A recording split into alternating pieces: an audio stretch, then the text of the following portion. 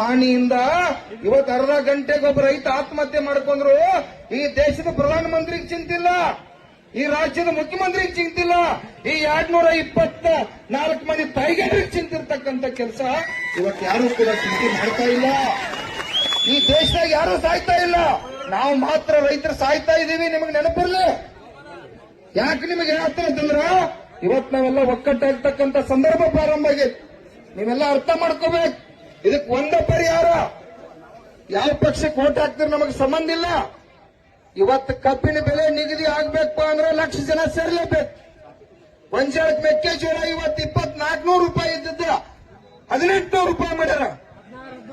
ತಾಯಿಗಾರರು ಒಬ್ಬರು MLA ಮಾತಾಡತಾರ, ಯಾಕಪ್ಪ vote ಹಾಕಿದ್ರು ಅವರಿಗೆ ಅಧಿಕಾರ ಕೊಟ್ಟದು, ಪಗಾರ ಕೊಟ್ಟದು, ಗಾಡಿ ಕೊಟ್ಟದು, ಗನ್ಮ್ಯಾನ್ ಕೊಟ್ಟದು, ಮಣಿ ಕೊಟ್ಟದು. ಒಬ್ಬ MLA ಮೆಕ್ಕೆಜೋಳಕ್ಕೆ ರೇಟ್ ಕಡಿಮೆ ಆಗೈತೆ ಅಂತ ಹೋರಾಟ ಇಲ್ಲ, ಕೇಳುವಂತ ಪರಿಸ್ಥಿತಿ ಇಲ್ಲ. ಎಲ್ಲ ರೀತಿಯಿಂದ ಇವತ್ತ ಕಬ್ಬು ಬೆಳೆಗಾರನ ಕೊಲ್ತಕ್ಕಂತ ಕೆಲಸ ಮಾಡತ್ತಾರು. ಮೆಕ್ಕೆಜೋಳನ, ಭತ್ತ, ರಾಗಿ, ಜೋಳ ಇಡೀ ರಾಜ್ಯವ್ಯಾಪಿ ಕಬ್ಬು ಒಂದು ಬಿಟ್ರೆ ಬೇರೆ ಯಾವುದು ಬೆಳೆ ಉಳಿದಿಲ್ಲ. ಎಲ್ಲಾ ಬೆಳೆ ನಾಶ ಆಗೈತೆ. ರಾಜ್ಯದ ಮುಖ್ಯಮಂತ್ರಿ ನರೇಂದ್ರ ಮೋದಿಯನ್ನು ದನ ಕಾಯ ಕಚ್ಕೊಡುದು ಅವ್ರನ್ನ ಅಲ್ಪ ಪರಿಹಾರ ಇವತ್ತಿನವರೆಗೂ ಕೊಟ್ಟಿಲ್ಲ. ಎಂದ 2 ತಿಂಗಳಾತು ಇವತ್ತು ಬೆಳೆ ನಾಶ ಆಗಿ ಹಾಳಾಗಿ ಹೋಗೈತೆ.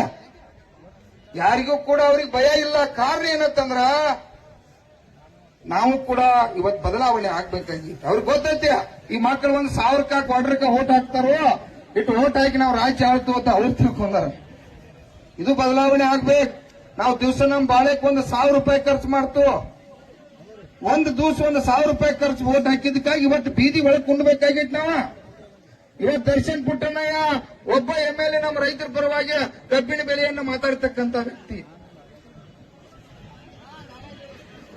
ಅದ್ರ ಯಾಕೆ ನಿಮಗೆ ಹೇಳತ್ತಂದ್ರ ಇಷ್ಟೆಲ್ಲ ಬಹುಸಂಖ್ಯಾತರಿದ್ದ, ಇಷ್ಟೆಲ್ಲ ರೈತ ಕುಲ ಇದ್ದ, ಇಷ್ಟೆಲ್ಲ ನಾವು ದೊಡ್ಡ ಇಷ್ಟು ಜನಾಂಗ ಇದ್ದ ನಿಮ್ ಬದಲು ಚಿಂತನೆಯನ್ನು ಮಾಡಾಕ್ತಾ ಇರಲಿಲ್ಲ. ಅವರ ಇವತ್ತು ಬೀದಿ ಒಳಗೆ ಕುಂಡ್ಬೇಕು.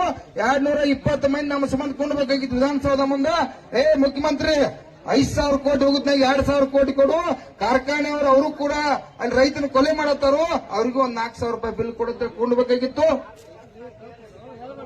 ದಯವಿಟ್ಟು ಪೊಲೀಸ್ ಇಲಾಖೆಯಲ್ಲಿ ವಿನಂತಿ ಮಾಡ್ತಾ ಇದ್ದೀವಿ. ನಮ್ಮ ಜಿಲ್ಲಾ ಉಸ್ತುವಾರಿ ಸತೀಶ್ ಜಾರಕಿಹೊಳಿ ಸಾಹೇಬ್ ಇಲ್ಲಿ ಬರಬಹುದು, ಬರ್ಲೇಬೇಕು. ನಾವು ರೈತರು ಬೇಕಪ್ಪ ಅಂದ್ರೆ ತಕ್ಷಣ ಬರ್ಬೇಕು. ನಾವು ಲೇಟ್ ಆದ್ರೂ ಕೊಂಡವ್ರದ್ದು ಇಲ್ಲತ್ತೇಳಲ್ಲ, ನಮ್ಮನ್ನ ಸತಾಯಿಸ್ಬೇಡ್ರಿ. ನಾವು ಬರ್ಲಿಲ್ಲ ಅಂತಂದ್ರೆ ನಾವು ಮಣಿಗೆ ಆಗೋತಾಗ ಬಂದು ಕಬ್ಬಿನ ಬಿಲ್ ಘೋಷಣೆ ಮಾಡ್ಕೋ, ಅವರ ಬಿಡು ಮಕ್ಕಳಲ್ಲ. ಆದ್ರೆ ನಾವು ಅಲ್ಲಿ ಬರಬಾರ್ದು, ಎಲ್ಲಿ ಹೋಗಬಾರ್ದು, ಇಲ್ಲೇ ರಸ್ತೆ ಒಳಗೆ ಕೊಂಡ್ಬೇಕು ಅಂತೇಳಿ ತೀರ್ಮಾನ ಮಾಡಿದ್ರು.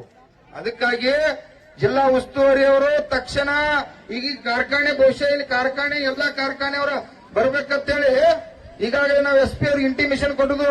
ಕಾರ್ಖಾನೆಯವರು ಯಾರು ಇಲ್ಲಿ ಬಂದಿದ್ರ, ಈ ಬೆಡಿಕಾಳು ಕಾರ್ಖಾನೆ ಮತ್ತಲ್ಲಿ ಸಿರುಗುಪ್ಪಿ ಆ ಭಾಗದ ಕಾರ್ಖಾನೆಯವ್ರು ಯಾರು ಬಂದಿಲ್ಲಿ ಕಬ್ಬಿನ ಬಿಲ್ ಘೋಷಣೆ ಮಾಡ್ತಾರ, ಮಾಡಬಹುದಾ? ಮತ್ ಹೌದಿಲ್ರಿ? ಎಲ್ಲ ಕಾರ್ಖಾನೆಯವರು ಇಲ್ಲಿ ಬಹುಶಃ ಎಲ್ಲರೂ ಬಂದಿರಿ ನೀವು. ಆದ್ರೂ ನಮಗೇನು ಹಂಚ್ಬೇಡ್ರಿ, ನಾವೇನ್ ನಿಮ್ಮ ವೈರಿಗಳಲ್ಲ. ಕೇಳ್ರಿ, ನಾವ ಬದುಕಿದಾಗನ ರೈತರಿಗೆ ಮತ್ತು ಕಾರ್ಖಾನೆ ಉಳಿಲಿಕ್ಕೆ ಸಾಧ್ಯ. ದಯವಿಟ್ಟು ನಾವೇನು ಬಾಳ ಕೇಳತ್ತಿಲ್ಲ. 3,500 ರೂಪಾಯಿ ಆಯ್ತಿಲ್ಲ, ಯಾರು ಘೋಷಣೆ ಮಾಡೋದ್ರಿ? ಇಲ್ಲಿ ಬಂದು ಘೋಷಣೆ ಮಾಡ್ರಿ. ಅವ್ರಿಗೆ ಅಗದಿ ರೈತ ಸಂಘ ಶಾಲ್ ಹಾಕಿ ಒಂದು ಮಾಹಿತಿ ಹಾಕಿ ಸನ್ಮಾನ ಮಾಡ್ತಕ್ಕಂಥ ಕೆಲಸ ಮಾಡ್ತೀವಿ. ಹೌದಿಲ್ರಿ? ಬೇರೆದೇನಿಲ್ಲ. ನೋಡ್ ನಮ್ಮ ಮಂದಿ ಫೋಟೋ ಸುದೇ ಪೂಜೆ ಮಾಡ್ತಾರೆ. ಫೋಟೋ ಅವಶ್ಯಕತೆ ಇಲ್ಲ ಬಿಡ್ರಿ, ಅವ್ರದೇನಂತ ಕೇಳ್ರಿ. ದಯವಿಟ್ಟು ಕಾರ್ಖಾನೆಯವರೆಲ್ಲ ಇಲ್ಲಿ MDಗಳ, ಅಧಿಕಾರಿಗಳ, ಸಿಬ್ಬಂದಿಗಳೆಲ್ಲ ಬಂದ್ರೆ ಹೇಳ್ತಾರೆ, ಇಂಟಿಮೇಷನ್ ಕೊಟ್ಟೈತಿ. ಈಗಾಗಲೇ ನೋಡ್ರಿ ಪದೇ ಪದೇ ಹೇಳತ್ತು. ನಮ್ಮ ಪೊಲೀಸ್ ಇಲಾಖೆಯವರು SP ಅವ್ರ ಜೊತೆ ಮಾತಾಡ್ತಿರೋ, ಯಾರ ಜೊತೆ ಮಾತಾಡ್ತಿರೋ ಗೊತ್ತಿಲ್ಲ. ತಕ್ಷಣ ಮೊದಲು ನಮಗ್ ಜಿಲ್ಲಾ ಉಸ್ತುವಾರಿ ಅವರ ತಕ್ಷಣ ಬರ್ತಕ್ಕಂತ ಕೆಲಸ ಮಾಡ್ರಿ. ಈಗ ಜನ ಇನ್ನ 1,00,000 ಜನ ಸೇರುದನ, ಇದನ್ನ ನೋಡಿ ಮತ್ತೆ 1,00,000 ಜನ ಬರುದನ. ಹೌದಿಲ್ರಿ?